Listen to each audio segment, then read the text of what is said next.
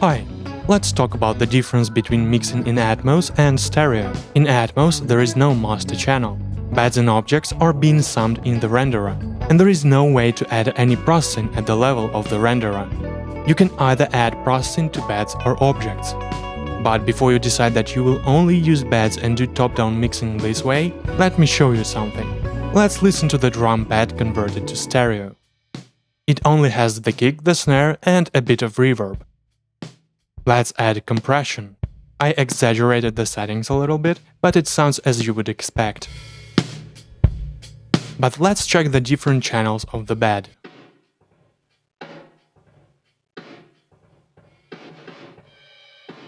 Now we are listening only to the rear speakers of the drums bed, and we only hear heavily compressed reverb.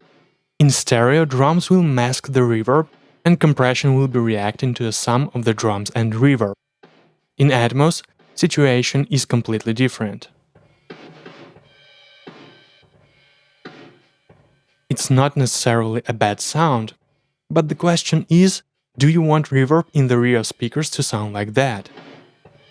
I can reduce channel linking and the compressor will not be squashing the rear speakers.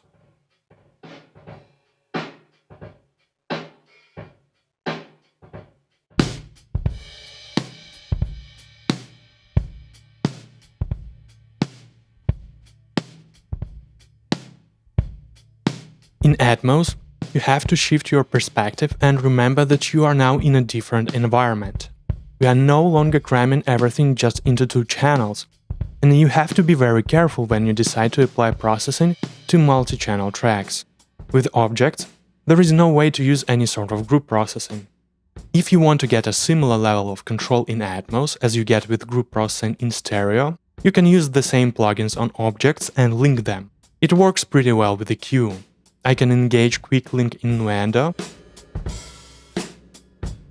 add EQ to the tracks I want,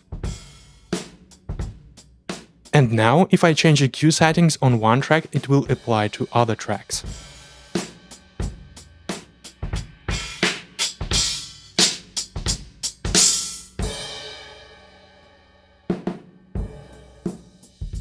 But with compression it gets a bit more complicated. One of the most popular strategies is to create a mono sidechain trigger from the mix and use it to trigger compression on multiple objects. In this case, I exported a mono sum of the drums to use as a sidechain source.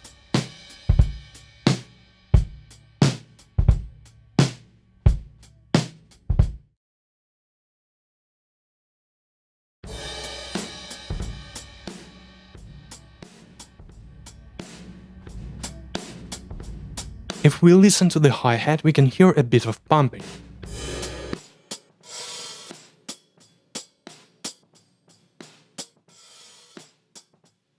It doesn't necessarily mean that it is bad, and it can be used as a creative tool, but you have to be careful with how you use this technique. Not everything needs to be compressed or needs to use the same trigger for compression, because compression artifacts can be much more noticeable in Atmos. And as you can see, each track has processing on it. Because top-down mixing doesn't really exist in Atmos, I had to process each track individually.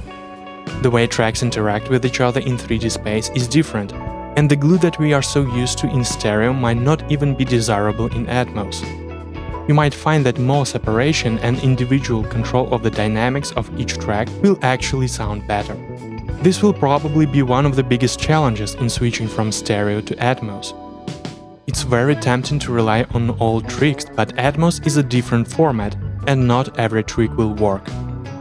Thanks for watching and see you in the next video.